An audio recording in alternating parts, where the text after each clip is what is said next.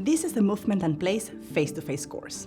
I am Gabriela Quintana, a senior lecturer from the University of Technology, Sydney, and I'll be one of your facilitators. In this face-to-face workshop, you'll be putting the New South Wales Movement and Place theory you've learned in the New South Wales Movement and Place e-learning modules into practice.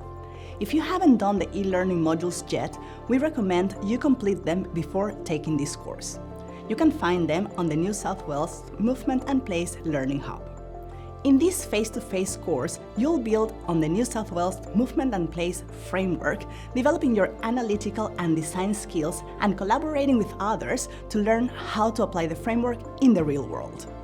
We'll visit a real-life site and, exploring the local streetscape, we'll use creative problem-solving strategies to develop place-based solutions. By the end of the course, you'll feel confident in applying the Movement and Place framework to create positive change for your community and beyond. We're looking forward to meeting you soon.